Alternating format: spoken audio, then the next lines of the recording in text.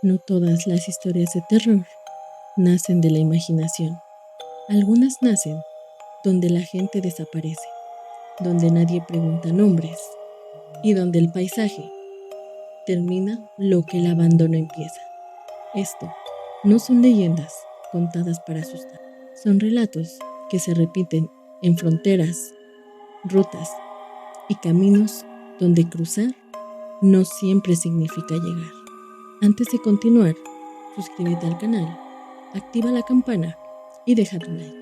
Eso ayuda a que estas historias sigan contándose. Ahora, apaga la luz, baja el volumen del mundo, ponte los audífonos y escucha con cuidado. Desierto de Sonora.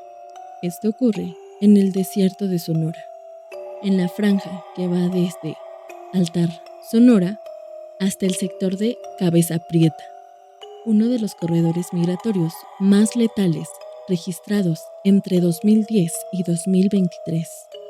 No es una zona lejana, es una ruta secreta. Es una de las más usadas y aún así, una de las que más cuerpos devuelve el desierto. Aquí no se habla de fantasmas, aquí se habla de gente que salió caminando y nunca llegó. Los coyotes de Altar repiten siempre lo mismo antes de salir.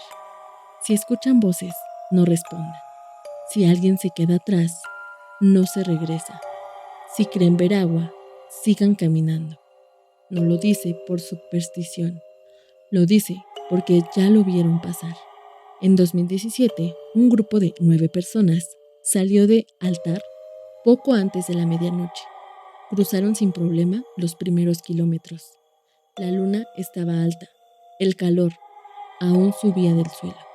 A las 3 horas, uno de ellos comenzó a hablar solo. No gritaba, conversaba. Decía que su madre lo estaba esperando más adelante. Decía que había luz y que ya casi llegaban. A las 3 horas, uno de ellos comenzó a colapsar. A las 3 horas, uno de ellos comenzó a hablar solo. No gritaba, conversaba. Decía que su madre lo estaba esperando más adelante. Decía que había luz y que ya casi llegaban. El guía no lo contradijo, solo aceleró el paso. En esta ruta, cuando alguien empieza a escuchar cosas, ya no hay vuelta atrás. A las 5 horas ocurrió lo mismo, con otra persona, y luego con otra más. Y entonces pasó lo que todos evitaban nombrar. Una voz femenina empezó a escucharse fuera del grupo. No venía de adelante, no venía del viento, venía de un punto fijo, a unos 20 metros. No lloraba como en las leyendas tradicionales. No gritaba, hablaba bajo, con palabras simples. Hijo, espérame, por aquí hay agua. Uno de los sobrevivientes declaró después que la voz pronunciaba nombres reales, no apodos ni diminutivos, nombres completos. Cuando finalmente la vieron, no parecía una aparición, parecía una mujer real, ropa clara, sucia, pegada al cuerpo, como si hubiera salido de un río. El detalle es que en esa zona no hay agua permanente desde hace años. Caminaba descalza, no dejaba huellas claras. Cada vez que alguien del grupo se detenía, ella también lo hacía. Cada vez que dudaban, ella avanzaba, como si conociera el punto exacto en el que el cuerpo se rinde antes que la mente. Al amanecer, solo 4 personas seguían caminando. Los otros 5 no estaban tirados, no estaban desmayados, estaban sentados, con la espalda recta, mirada hacia el norte. Cuando la patrulla fronteriza localizó los cuerpos días después, el informe fue claro. Causa de muerte, exposición extrema y deshidratación. Pero ningún informe menciona por qué todos estaban orientados en la misma dirección, ni por qué alrededor de algunos cuerpos había huellas circulares como si alguien hubiera caminado esperando. Desde 2010, en esa ruta se repite el mismo patrón. Personas se desvían pocos metros. Personas que afirman escuchar voces conocidas. Personas encontradas sin signos de lucha, sin señales de pánico extremo, solo agotadas. Los veteranos del cruce tienen un nombre para eso. No lo dicen en voz alta, pero cuando alguien pregunta por qué cierta zona se evita de noche, la respuesta siempre es la misma. Ahí se aparece la que llama. No dicen la llorona. No hace falta, porque aquí no llora por hijos muertos. Aquí usa a los vivos para aumentar su lista. En Sonora, esta leyenda no busca asustar, busca terminar el trabajo que el desierto empezó. Y cuando alguien se queda, no hay búsqueda inmediata, no hay registro exacto, no hay cierre, solo otro par de zapatos sin dueño. En esta frontera, no todos los que caminan están vivos. Algunos son recuerdos, otros advertencias y otros solo la forma que tomó una leyenda cuando demasiada gente murió en el mismo lugar sin que nadie hiciera nada. Porque en el desierto de Sonora, la frontera no te empuja, te llama. Y si respondes, el mapa deja de servir. Río Suchiate. Esto ocurre en la frontera sur de México, entre Ciudad Hidalgo, Chiapas, y Tecún, Umán, Guatemala. En el río Suchiate, a diferencia del desierto, aquí el enemigo no es el sol, es el agua. Un río que de día parece bajo, lento, manejable, pero de noche cambia. La corriente se vuelve irregular. El fondo se llena de ramas, basura, restos metálicos, y el ruido del agua tapa los gritos. Por eso, muchos cruzan de noche, y por eso, muchos no regresan. Desde 2014, cuando aumentaron los cruces masivos, los pobladores de la zona empezaron a notar algo que no cuadraba. Personas encontradas río abajo, sin señales claras de lucha. Cuerpos con marcas en piernas y tobillos que no coincidían con rocas. Uñas, presión, arrastre irregular. Los balseros lo saben.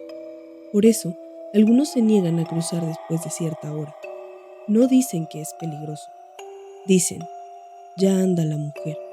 No hablan de una aparición repentina. Hablan de una presencia que se suma al cruce.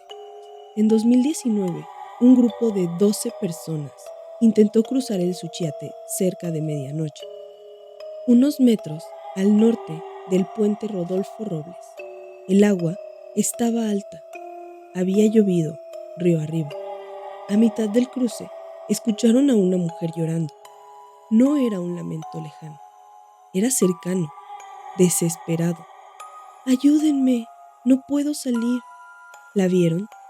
Una mujer empapada, ropa oscura, flotando. Parecía aferrarse a una rama. Parecía cansada. Uno de los hombres se acercó, extendió la mano. En cuanto la tocó, el peso lo jaló hacia abajo. No fue rápido, no fue limpio. Los demás sintieron como algo se les prendía de las piernas. No era la corriente sola, era peso muerto. Los sobrevivientes declararon después que sintieron dedos, uñas clavándose, brazos rodeando las pantorrillas. 3 personas no salieron. Sus cuerpos aparecieron días después, kilómetros río abajo. Los informes oficiales hablaron de ahogamiento, pero los pobladores notaron otra cosa. Las manos de los muertos tenían los dedos contraídos, como si hubieran intentado quitarse algo de encima. Desde entonces, en Tecún Umán circula la misma advertencia. Si escuchas llanto en medio del cruce, no mires, no te acerques, no intentes ayudar, porque en el Suchiate La Llorona no pide auxilio, se suma, no te guía, no te engaña con promesas, te hunde contigo. Hay registros de cuerpos encontrados con las mochilas intactas, con dinero aún seco dentro de bolsas plásticas, con documentos guardados. No murieron por imprudencia, murieron porque algo más estaba ahí. Los balseros dicen que cuando la corriente se calma de golpe y el río queda en silencio absoluto, es cuando ella aparece. No siempre llora, a veces solo respira fuerte, a veces se queda flotando mirando, esperando a que alguien confunda lástima con ayuda. En esta frontera, el río no devuelve todo y lo que se queda abajo no descansa. En el río Suchiate, la Llorona no castiga pecados, castiga el impulso humano de ayudar sin entender dónde estás parado. Aquí no se cruza una línea, aquí se entra en un lugar donde el agua tiene memoria. Y cuando alguien desaparece en el fondo, el río sigue corriendo como si nada. Pero los que viven aquí saben la verdad. De noche, el Suchiate no arrastra solo. Selva fronteriza, Guatemala, México. Esto ocurre en la frontera selvática entre Guatemala y México, en los pasos no oficiales que conectan el Ceibo, Petén, con Tenosique, Tabasco, y más al sur, con rutas que atraviesan la selva lacandona en Chiapas. Aquí no hay desierto, aquí no hay río abierto, aquí hay selva, vegetación cerrada, humedad constante, sonidos que no se detienen nunca. Por eso, cuando todo se calla de golpe, los guías saben que algo salió mal. Desde 2012, cuando se intensificaron los cruces por esta zona para evitar retenes y operativos, empezaron a repetirse desapariciones sin ningún tipo de rastro físico. No cuerpos, no restos, no ropa. Personas que simplemente no salieron de la selva. Los pobladores de comunidades cercanas reportaron algo en común. Antes de cada desaparición, alguien escuchó una voz conocida dentro del monte. No un grito de auxilio, no un lamento, una llamada íntima. Ven, espérame tantito, no me dejes. La voz no venía de adelante, no marcaba camino, venía de los costados del fondo verde. En 2016, un grupo de 8 personas cruzó por la vereda cercana a El Ceibo, guiados por un coyote local. A la segunda noche, uno de ellos escuchó a su esposa llamarlo. La había dejado en Honduras 2 semanas antes. La voz decía su nombre completo con el tono exacto que usaba cuando estaba cansada. El hombre se detuvo. El coyote le gritó que no respondiera, que siguiera caminando. Pero aquí ocurre algo distinto a otras fronteras. La selva no te desorienta de golpe, te separa poco a poco. El hombre dio 2 pasos hacia la voz, y solo 2. Ya nunca regresó. No hubo gritos, no hubo carrera, no hubo forcejeo. La vegetación cerró el hueco como si nunca hubiera existido. El grupo lo buscó durante 1 hora, luego 2. Después, el guía dio la orden de avanzar. Aquí nadie busca más de lo necesario. Aquí el que se queda atrás ya respondió. En 2019 ocurrió algo similar en una ruta cercana a la selva lacandona. 3 personas se separaron creyendo que uno de sus hijos lo estaba alcanzando. La voz era idéntica, reciente, cálida. Nunca se encontraron restos. Las mochilas desaparecieron días después, acomodadas, secas, con documentos dentro. No fue robo, no fue ataque, fue abandono inducido. Los guías lo explican sin rodeos. Aquí, la Llorona no se aparece. Aquí se hace pasar por alguien vivo. No necesita mostrarse, no necesita llorar. Solo necesita que alguien responda por reflejo. En esta frontera, la gente no muere de inmediato, se pierde.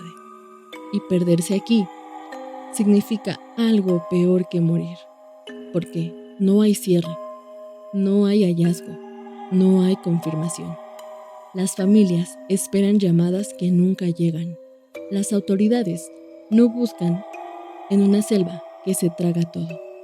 Desde 2020, los testimonios repiten el mismo patrón. Cuando la selva se queda muda, los animales se esconden y el aire se vuelve pesado. Ese es el momento en el que los guías saben que alguien ya no va a salir. En Sonora, la Llorona te llama cuando no puedes más. En Suchiate, se te cuelga del cuerpo. Pero aquí, en la frontera selvática entre Guatemala y México, hace algo distinto. Aquí se convierte en lo que más amas. Por eso no hay cuerpos, por eso no hay rastros, por eso nadie huye de una voz que suena como hogar. Las fronteras no crean leyendas por casualidad, se crean cuando demasiada gente desaparece y nadie se queda a explicarlo. Y estas lloronas no lloran por hijos muertos, lloran para que alguien más se quede con ellas. Los niños del tren. La bestia. Esto ocurre sobre las vías del tren de carga conocida como La Bestia, la red ferroviaria que cruza México de sur a norte y que durante más de una década fue utilizada por miles de migrantes para avanzar colgados del metal. Aquí, el peligro no es invisible. Aquí ruge. El tren no se detiene para explicar nada. No frena por errores. No distingue cuerpos. Desde 2011, en tramos que parten de Tenosique, Tabasco, pasando por Coatzacoalcos, Veracruz, hasta llegar a Lechería, en el Estado de México, se repite un patrón que los informes oficiales nunca terminan de explicar. Personas que saltan del tren sin razón aparente. Personas que caen cuando no hay empujón visible. Personas que juran haber escuchado niños riendo en medio del ruido metálico. Y no antes del accidente. Después. Los albergues de la ruta lo saben. Por eso advierten lo mismo. No viajen de noche. No duerman profundo. Si escuchan risas, agárrense. En 2014, un grupo de migrantes subió al tren en las afueras de Tenosique, cerca de la medianoche. El convoy avanzaba lento. Las ruedas golpeaban los rieles, con un ritmo hipnótico, constante, capaz de adormecer incluso al miedo. A la hora de trayecto, uno de ellos escuchó risas. No gritos, no llanto, risas infantiles. Pensó que era el cansancio. El cerebro intenta llenar silencios cuando está al límite, pero el sonido volvió. No venía del suelo, no venía del viento, venía del techo del vagón. Otro del grupo lo escuchó también. Luego otro. 3 personas distintas, sin hablar entre ellas, miraron hacia arriba al mismo tiempo. No vieron niños, vieron huellas pequeñas, marcadas en el polvo del vagón. Minutos después, uno perdió el equilibrio.